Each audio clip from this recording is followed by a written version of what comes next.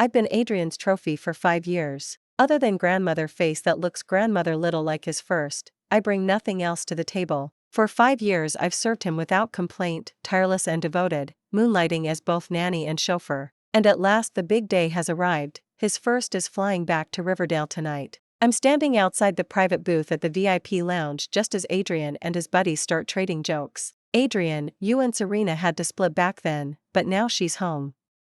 What happens to the little plaything warming your bed? Easy fix.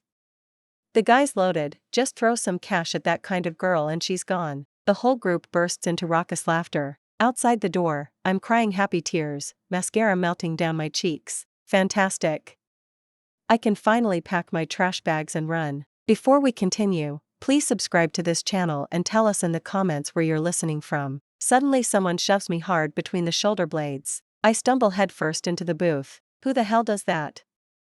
Rude much. I curse under my breath. The noisy booth falls silent at my uninvited entrance. Adrian, this chick was lurking outside, no idea what she wanted, the guy who shoved me says. I lift my gaze to the immaculate man lounging on the leather banquette and meet grandmother pair of amused, smiling eyes. When Adrian sees me, his brows pinch almost imperceptibly and irritation flashes across their dark depths. Grandmother Good Trophy reads her sponsor's mood at grandmother glance. I've embarrassed him. I swipe away the tear tracks, smooth my dress, and force my voice into grandmother's sugary squeak. Adrian, honey. Before he can answer, someone recognizes me. Yo, it's Morgan. Morgan, looking for Adrian? Why the tears?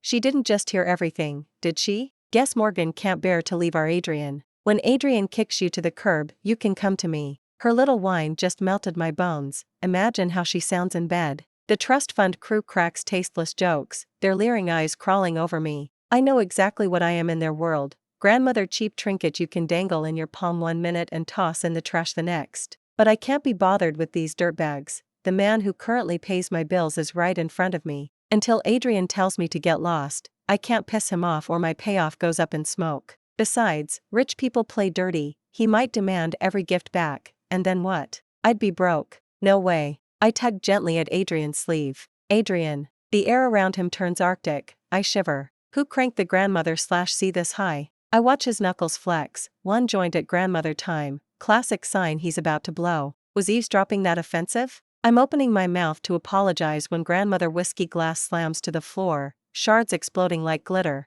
Even if I'm done with her, she's still not up for your filthy imaginations, Adrian says, voice like grandmother blade. The trust fund crew shut up fast. Before I can blink, he yanks me out of the booth and drags me away. My short legs sprint to keep up with his long strides. What's that mean? He actually likes the chick. I don't catch the rest. I'm already outside and shoved into the Maybach. Tonight I'm the designated driver anyway. The Maybach glides back to the Vance estate. Adrian towers by the picture window, smoke curling around him. Pale moonlight filters through the haze, carving his face into something darker, deeper. I swallow without thinking. Objectively the man is gorgeous, and his stamina is unreal, but I refuse to be anyone's side piece. If his first weren't in town, maybe we could have kept the arrangement humming. I shake the thought away.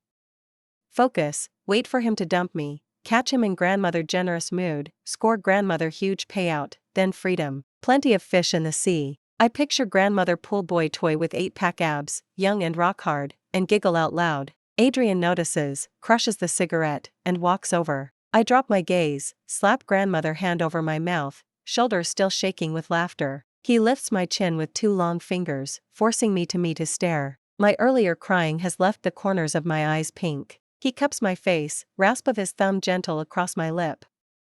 Leaving me hurts that much? You can't live without me? Me? Is this dude delusional? His breath warms my cheek as he leans closer. He's misread me, but I can't confess I'm grinning at my upcoming lottery ticket. He'd think I'm stroking his ego. And if that bruises his pride, say goodbye to the payout. I flip the switch instantly, tears pooling like magic. 5 years of practice makes perfect. I lace my fingers through his.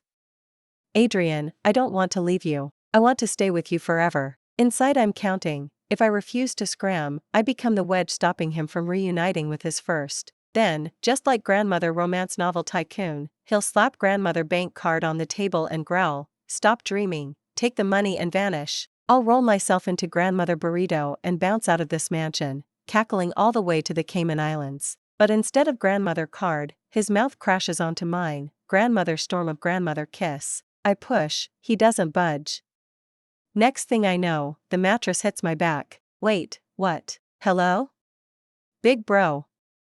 Your first just landed, shouldn't you be welcoming her instead of mauling me? Morning drags me awake, body aching, fresh crimson blotches blooming on my skin. I shuffle to the bathroom, brush my teeth, snap grandmother selfie. Adrian, brushing my teeth right now. I attach the photo. During my first month as his trophy, Adrian ordered me to report my whereabouts 24/7, location pings and photo proof. I figure he's scared I'll jump ship. So our chat history became, me, Adrian, doing yoga. Adrian, yeah, I'm at work. Me, Adrian, I'm cooking. Adrian, yeah, I'm at work. Me, Adrian, I'm taking grandmother dump. Adrian, yeah, me too. I don't even curse my enemies this often. One day I finally snapped, took dozens of photos in grandmother's single afternoon. The next evening I hit the VIP lounge, arm draped over grandmother pool boy toy, and fired off the pre-shot gallery to Adrian. Adrian, I'm shopping at Riverside. He called instantly, irritation crackling in his voice. Where are you right now?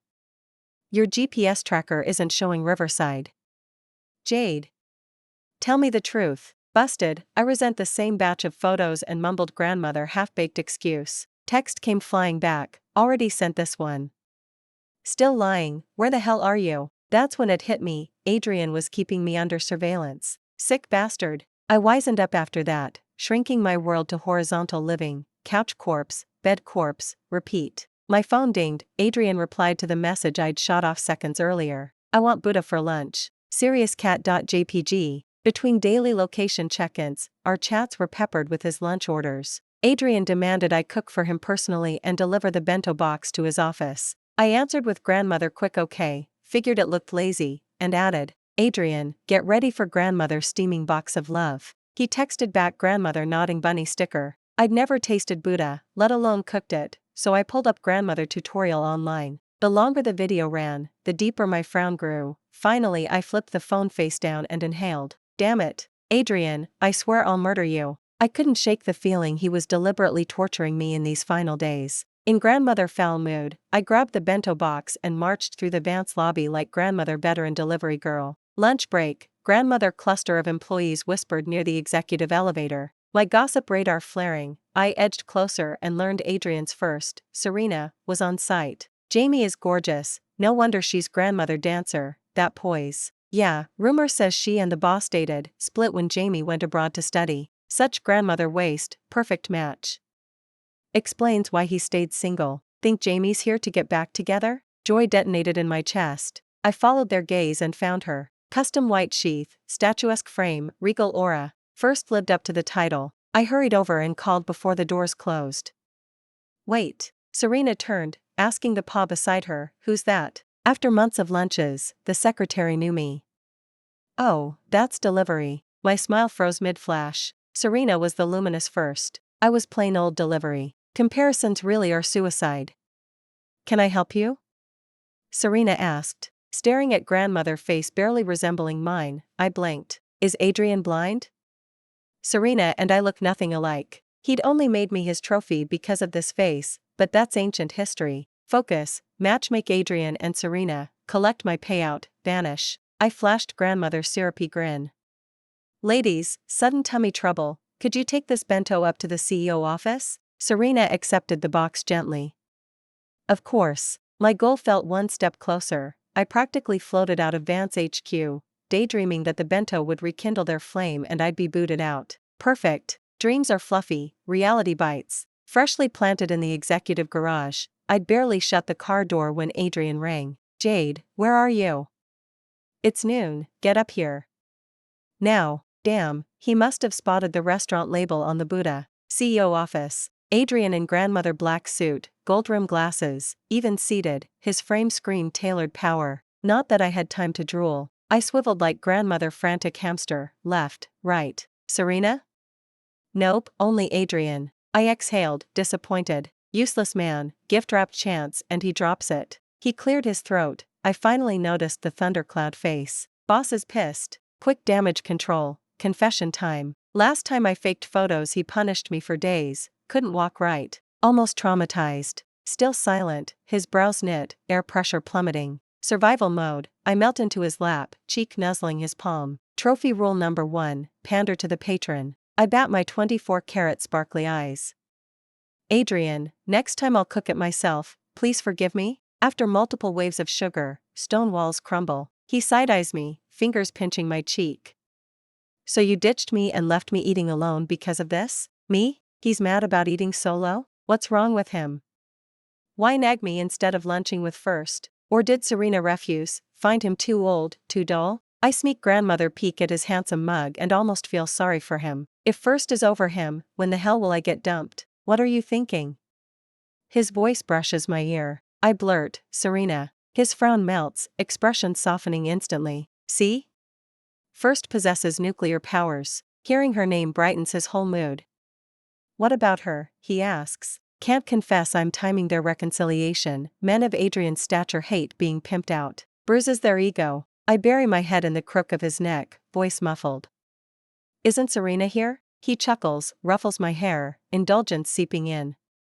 Quit the jealousy, you two are different. I'm lost for words, silent against his chest. Where did he get the idea I was jealous? Still, he was right, Serena and I really aren't the same. Serena is Adrian's red ink cinnabar mole, the first that can't be erased. I don't even qualify as the mosquito bloodstain on the wall. For the next several weeks I stared at my phone until my eyes ached, waiting for Adrian's message telling me it was over. Tabloids had already caught them together grandmother few times. Yet Adrian acted exactly as usual, no ripples, no guilt. The bastard's self-control is unreal. He keeps eating what's in his bowl while staring at what's in the pot. I scrolled through the hot searches and idly tapped grandmother trending tag. Hashtag Vance Patriarch Ensueris Romance Exposed? Pretending it was an accident, I forwarded the gossip post to Adrian. Normally he replies within seconds, this time, radio silence. I figured he was calculating the size of my severance check. 20 minutes later he sent grandmother's single gif, head-scratching confused face.gif. I blinked, reopened the link I'd sent, and saw, this article no longer exists. The blogger's entire account had been banned. Every hashtag about Adrian and Serena had evaporated. Then another emoji popped up from him, wide-eyed innocent.jpg. I can't decode the brain circuits of the super-rich. Is grandmother relationship with Serena that unspeakable? Just as I resolved to smash the jar and ask outright, grandmother friend request notification arrived, from Serena. I grinned so wide my cheeks hurt. The real is here. Can freedom be far behind? Once I accepted, she invited me to meet at Bluebird. I agreed instantly and rushed over. Serena sat across from me, studying me carefully. When she recognized the delivery girl from that night she snickered. So you're Jade? Looks like we met long ago. Not the least embarrassed, I smiled back. Yes, I'm Jade. Nice to meet you, Jamie. It's Morgan.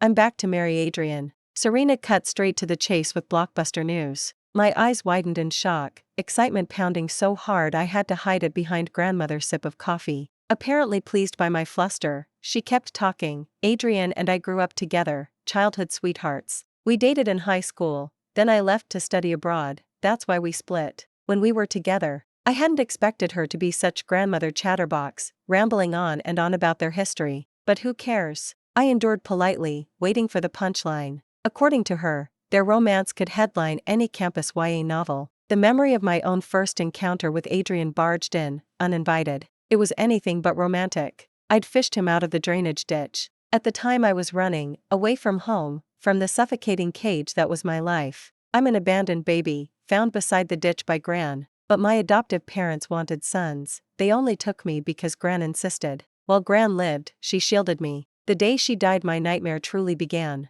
At 10 I was pulled from school and put to work. Girls are born to marry, they said, books are useless. Wait until she's old enough, then trade her for their son's bride price. Since they'd raised me, it was time I repaid them, no more free food or bed. From then on I rose before the rooster and slept after the pig, endless chores waiting every day. If the work wasn't finished, I didn't eat. Sometimes I grew so dizzy I considered fighting the pigs for their slop. One afternoon hunger hollowed me out. While my foster parents were at the market I stole $10 and bought myself grandmother bowl of noodles. When the hot broth hit my stomach I finally felt alive, my blood pulsing again. From that moment I had only one thought. Money. Lots and lots of money. Enough to eat my fill, enough to get out. They found out about the theft. I lied and said I'd lost the bill. Fists and feet rained down, along with every foul insult. Bastard, trash, ungrateful bitch. You'd think losing $10 cost them their lives. But without those $10 they might have lost mine. I endured it all numbly until 15. That day I overheard them arranging to marry me to the 40-year-old widower at the end of the lane. I packed what little I had and ran. Over the years I'd skimmed spare change while selling with them, small savings, but enough for grandmother bus ticket. The village was quiet that night, the moon above was huge and bright. Sticking to the footpath near the drainage ditch, grandmother hand suddenly clamped my ankle. Startled, I kicked the owner into the ditch. The splash ripped through the silence. Afraid I'd killed him, I hauled him out. Grandmother head taller than me, maybe 14 or 15, covered in muck. Pinching my nose, I meant to leave him there. But Adrian begged me to help. He'd escaped grandmother family kidnapping, he said, and would reward me handsomely. I ignored him. Every village has its crazies. Worried the noise had alerted someone, I hurried away. In town I planned to catch the dawn bus. Yet Adrian trailed behind, filthy but persistent. Maybe because Gran had pulled me from that same ditch, I couldn't leave him. I checked us into the cheapest room at Grandmother Motel, borrowed clean clothes from the owner. Once washed, he looked too perfect for our backwater, making his story almost believable. Next morning we boarded the first outbound coach together. Adrian asked where I was headed. I said I didn't know, anywhere but here. My eyes glittered with excitement, not fear. When I glanced back he was staring at me. After several transfers we reached an unfamiliar city. Adrian's injuries flared, he burned with fever as soon as we stepped off. I rented grandmother room and found grandmother cashier job while he recovered inside. The longer I lived with Adrian, the more I realized he barely spoke and couldn't carry grandmother thing on those shoulders or lift with those hands.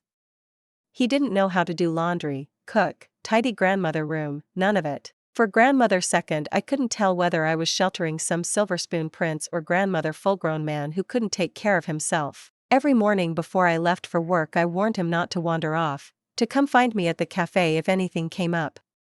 I was terrified he'd step outside and vanish. When I came home I washed, cooked, ran the whole household, looked after Adrian. At least he offered emotional payoff. Whenever he ate my food he wore this blissed-out face, sweet-talking me, "So good, you're amazing, sis." I'd never been praised in my life. I lapped it up. Once his wounds started closing I tried teaching him basic chores.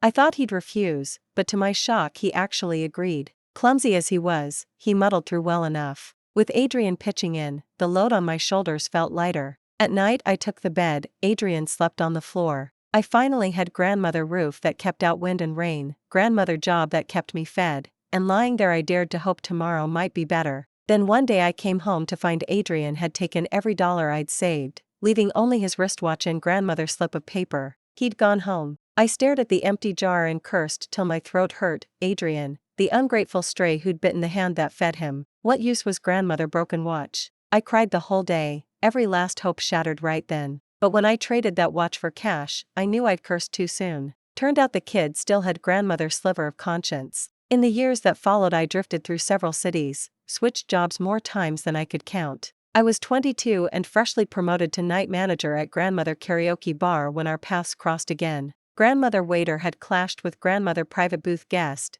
I went to smooth things over. I apologized with my head bowed, secretly cursing both sides grandmother 100 times over. When I looked down again, grandmother pair of mirror-polished black Oxfords stepped into view. I lifted my chin, and knew him instantly. Adrian looked exactly the same, only the last trace of boyishness had been replaced by something harder, older. He probably didn't recognize me. I was no longer the dark, scrawny, half-starved kid.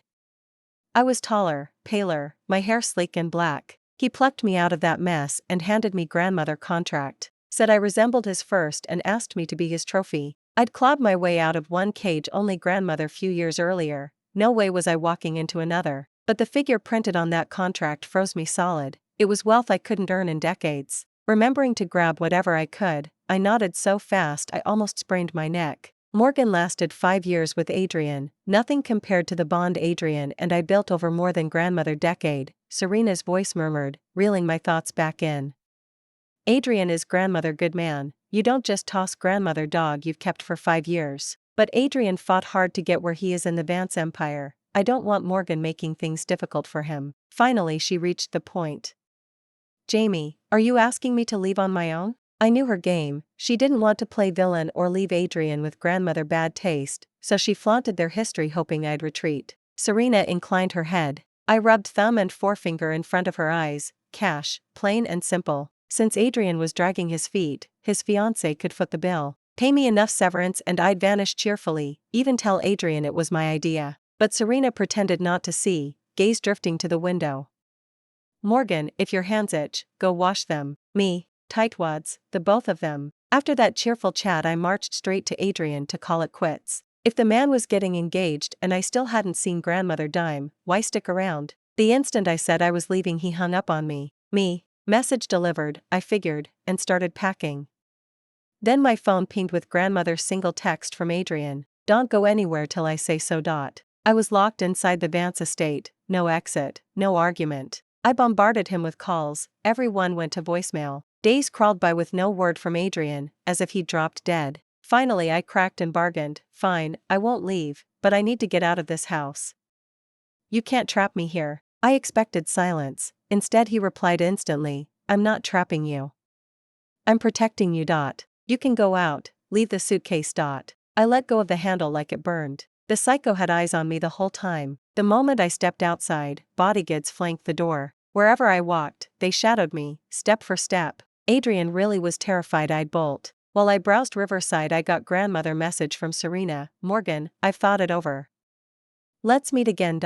I slipped into grandmother restroom and shook the guards. I reached the address she'd sent, only for grandmother hand to clamp over my mouth, the world spinning to black. When I came to, I was trussed like poultry, Serena beside me in the same state. Awake? The man's stubble crowded his jaw, eyes ringed and bruised blue, grandmother cruel smirk tugging his lips. I knew him at once, the trust fund who'd hit on me at the VIP lounge that night.